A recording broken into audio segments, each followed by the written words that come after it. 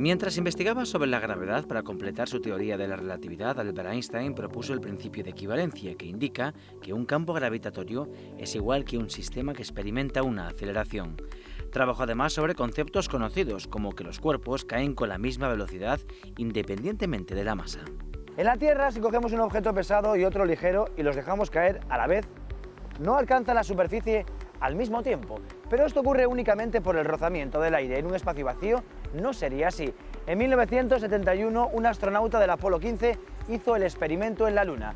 Cogió una pluma y un martillo y los dejó caer y confirmó lo que ya comentara en el siglo XV Galileo Galilei, que en un espacio vacío los objetos caen con la misma aceleración. Einstein trató de aprovechar todos los conocimientos previos que explicaban la fuerza de la gravedad. Buscaba algo que le permitiese saber de qué forma interacciona. Por entonces, la única fuerza cuya naturaleza había sido descifrada era la electromagnética, gracias a las teorías de James Clerk Maxwell.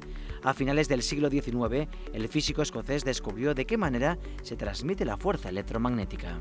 Si ponemos este imán aquí debajo y lo acercamos, vemos que los clavos señalan unas líneas, que es lo que se llaman las líneas del campo. Las líneas del campo. Entonces, el campo de fuerzas era un concepto universalmente aceptado como la manera de transmitir la fuerza de un objeto a otro. Bien, sin embargo, ese concepto tenía una peculiaridad. Aquí hemos construido dos sistemas, que son sencillamente dos muelles, de los cuales hemos colgado dos masas diferentes. Estos muelles están gobernados por la misma fuerza que ha levantado esos clavos, por la fuerza electromagnética, ¿vale?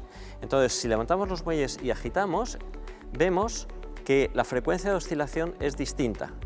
La masa menor oscila con mayor frecuencia que la masa mayor. Eso quiere decir que la masa menor se acelera más fácilmente con la misma fuerza que la masa más grande. Ahora repetiremos el experimento, pero no con la fuerza electromagnética, sino con la gravitatoria. Este experimento lo hizo Newton en su día y lo que hago es colgar de un par de hilos las mismas dos masas que antes he colgado, ¿de acuerdo? Y mover ligeramente mis manos de forma que oscilen. Se percibe que a pesar de que las masas son distintas, el efecto que produce el campo gravitatorio en ellas es exactamente el mismo. Y eso quiere decir que las partículas responden al campo gravitatorio independientemente de su masa. Esta es una peculiaridad que hace que el campo gravitatorio sea muy especial. Descubrir que todas las cosas se comportan igual en un campo gravitatorio fue la clave. Se preguntó qué es lo que hay que puede provocar un efecto en los objetos que no distingue la masa. Después de mucho pensar, llegó a la conclusión de que lo que cambia en un campo gravitatorio es la geometría. ¿Y qué es la geometría?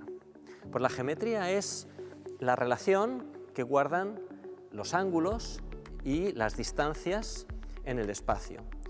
Cuando no hay materia, si estuviéramos en el espacio vacío, gobernaría la geometría una serie de reglas que conocemos como las reglas de Euclides. Por ejemplo, que dos paralelas nunca se cortan, o que los tres ángulos de un triángulo suman 180 grados. ¿De acuerdo? Vamos a ver un pequeño símil aquí. El espacio vacío sería como esta membrana, esta membrana que es plana, ¿de acuerdo? Y en esta membrana que está sin deformar hemos dibujado un triángulo. Si sumásemos los tres ángulos interiores de este triángulo, notaríamos que suman 180 grados. Por otro lado, si una partícula se propaga en esta geometría, vemos que traza una trayectoria rectilínea.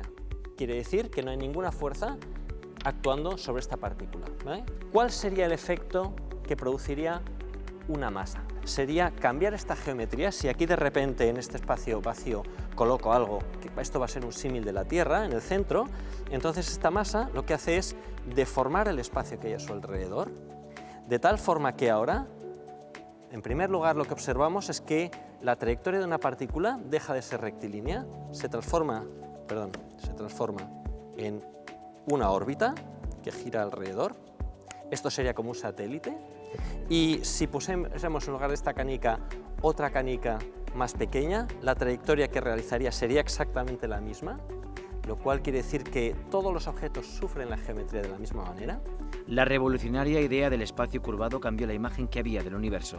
Sobre este descubrimiento guardamos una de sus citas más célebres. Cuando un escarabajo ciego se arrastra sobre una hoja curvada, no se da cuenta de que su camino está curvado. Yo he tenido la suerte de darme cuenta de lo que se le pasó al escarabajo.